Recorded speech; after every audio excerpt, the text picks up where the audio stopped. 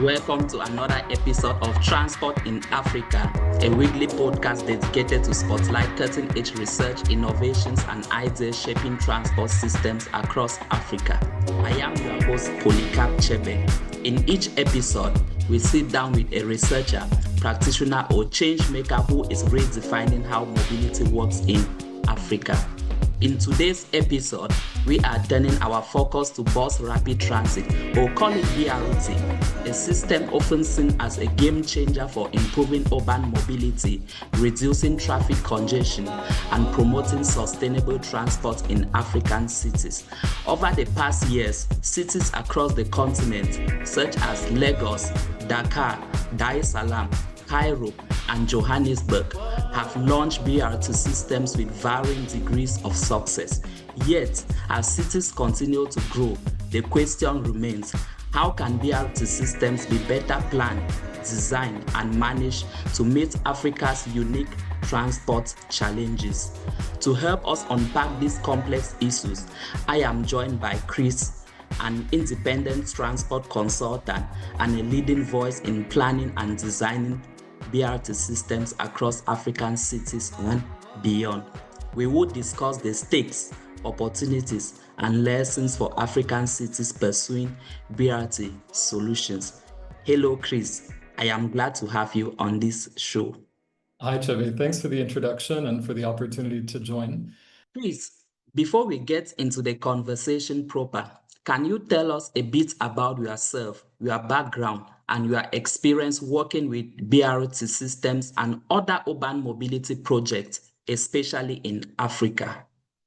Sure thing. Well, I'm a transport planner, and I've been working over the past decade in cities like Nairobi, Addis Ababa, Dar es Salaam, and Cairo to help those cities improve their public transport systems. And before that, I spent time in India working in Ahmedabad and Pimpri-Chinchwad, Pune region to implement the BRTs in those cities.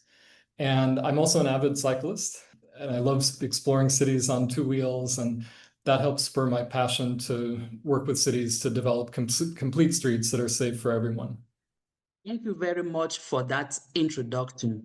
Chris, across Africa, many cities are turning to BRT as a solution to traffic congestion, pollution, and inequitable access to transport.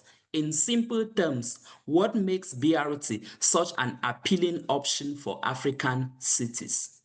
Thanks for that question, Cheve. So BRT is basically a bus-based rapid transit system, and it's able to offer high quality of service to the users by combining a number of features. So the dedicated lanes located in the middle of the roadway, the central stations that offer level boarding with the buses.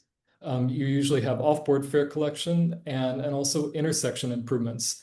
And all of these features form a system that helps to deliver efficient service to public transport users.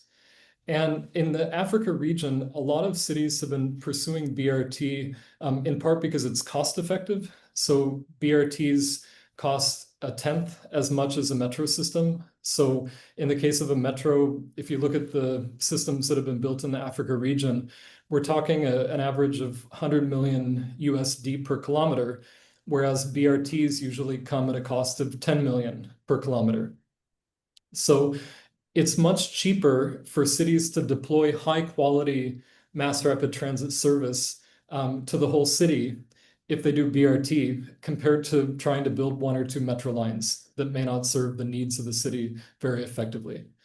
And then BRT is also a really flexible mode, so it can adapt to the fast changing population dynamics in cities. And it also allows cities to take advantage of local know-how. So that helps keep a lot of resources in the local economy. And just to give a couple of examples of the cities that have been trailblazing in this area. So we have Dar es Salaam, which opened a high quality BRT in 2016 with the first phase spanning about 21 kilometers. They just launched their second phase that's 20 kilometers long. And then another exciting case is Dakar, where the city launched their first phase BRT about a year and a half ago, across an 18-kilometer first phase corridor. So there are many more cities with BRTs at various stages of planning and construction, and we're very excited to see this kind of transformation taking place. Chris, from your perspective, how well do current urban planning practices in African cities align with the requirements for a successful BRT system implementation? Sure. Well, even as we have some cities setting a great example with their high quality BRTs, the reality is that the transport budgets in most countries are still predominantly going toward road widenings, flyovers, elevated highways, and the like. And this represents a major challenge for urban planning and transport planning because when you focus on cars, you just attract more vehicles to the roadway.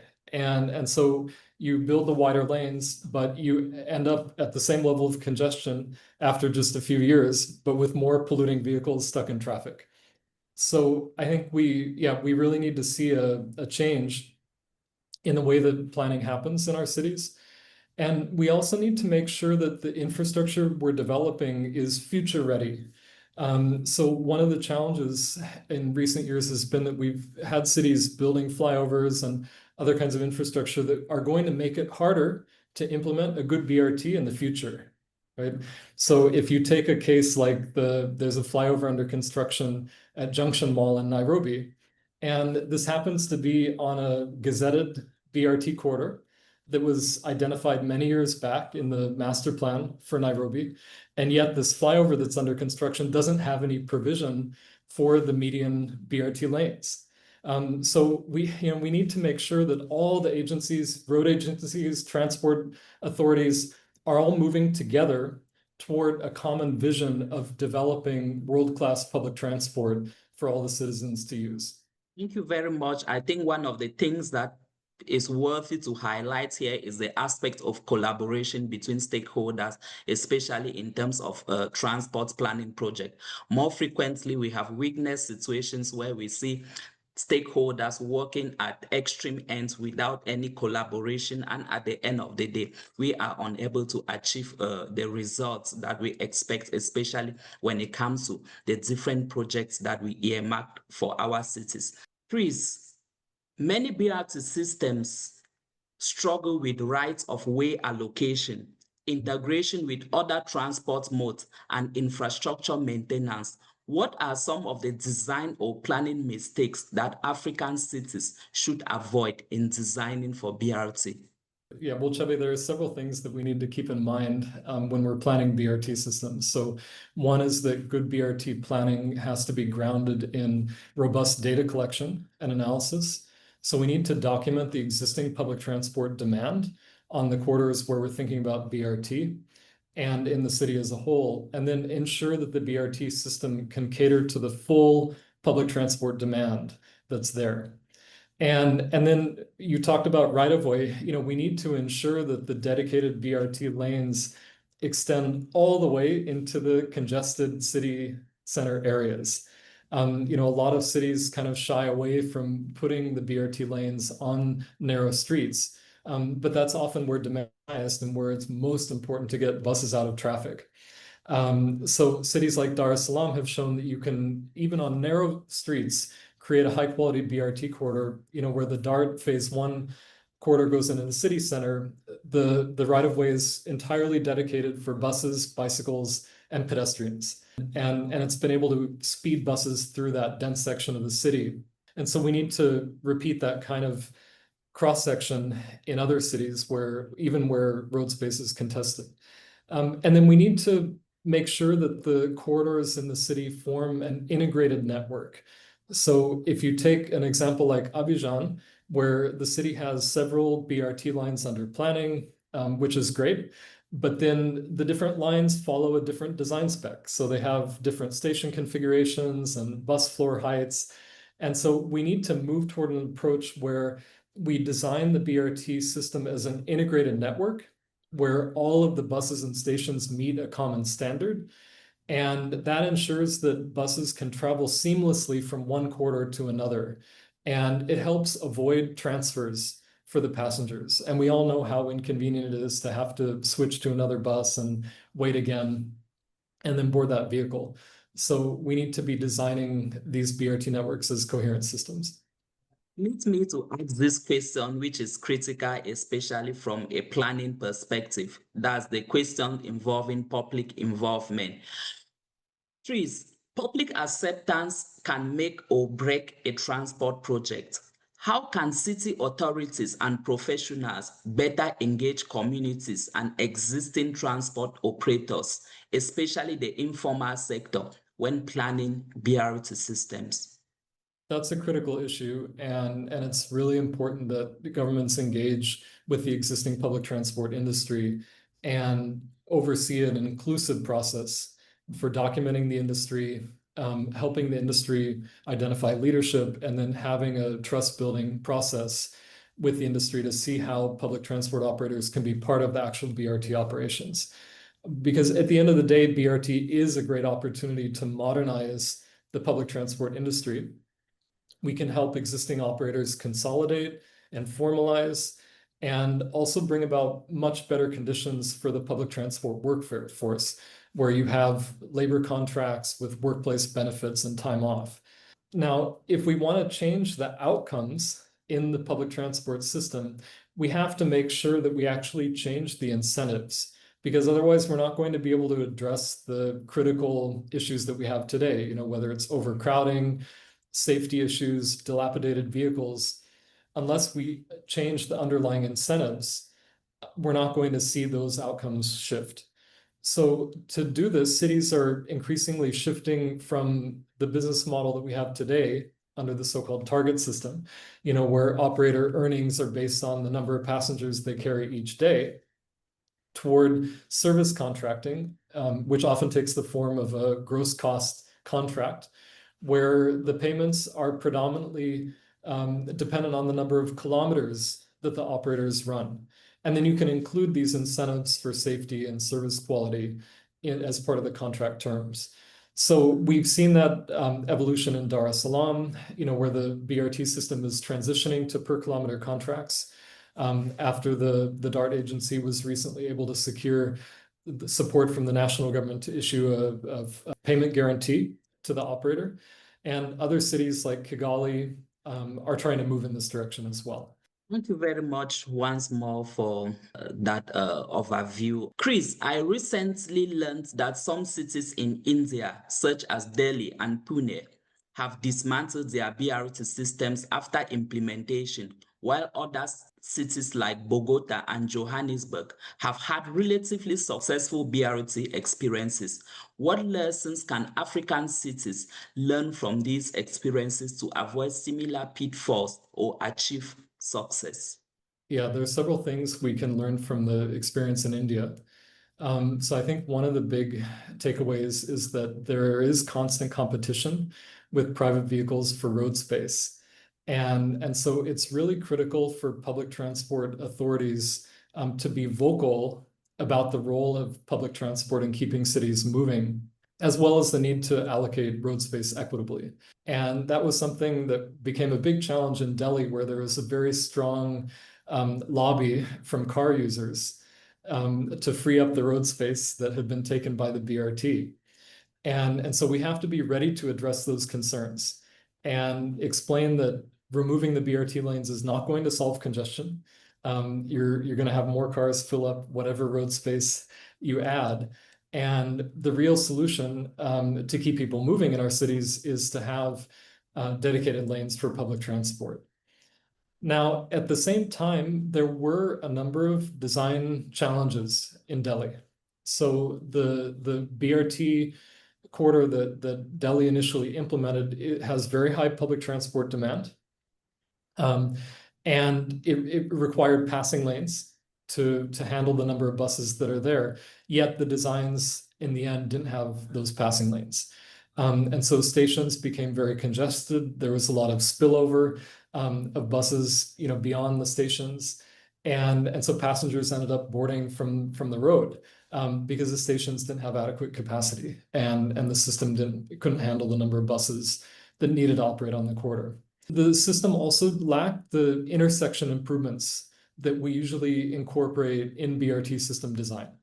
So normally we go for two-phase signal cycles in BRT intersections, and we find alternate ways to accommodate turns across the busway.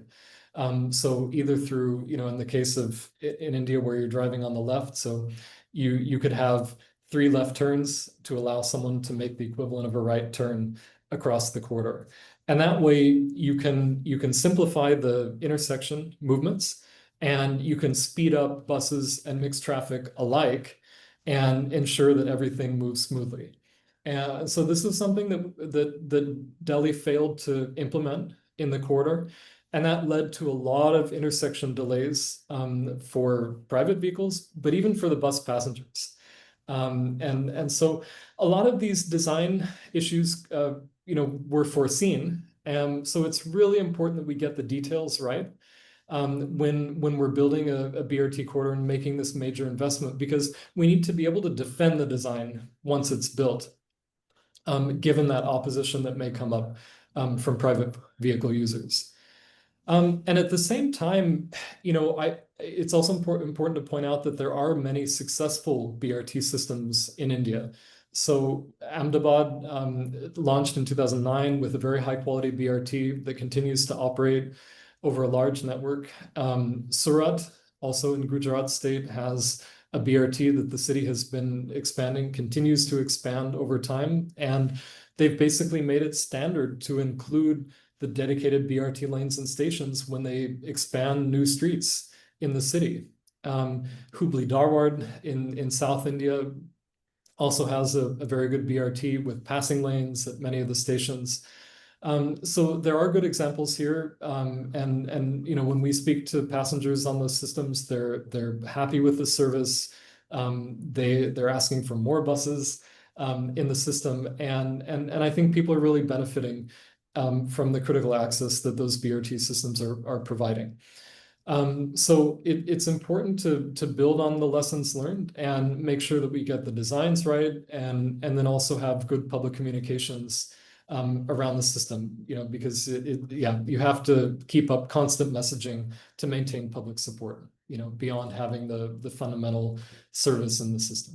Thank you very much. I think one of the things that we need to highlight here is ensuring that the designs from the planning phase are well done. And of course, we also need to constantly monitor the systems and drastically take measures when there are hitches in order to address them, not to fall into such pitfalls. Chris, with rapid urbanization and the rise of electric mobility, how do you see the role of BRT evolving in African cities over the next decade? And what advice will you give to African city leaders or planners currently considering to implement or upgrade their BRT systems? Chebe, yeah, I think there's a great opportunity for cities to really transform the way that people experience public transport, to make it accessible for all, to make it safer and more secure. So we really need to see cities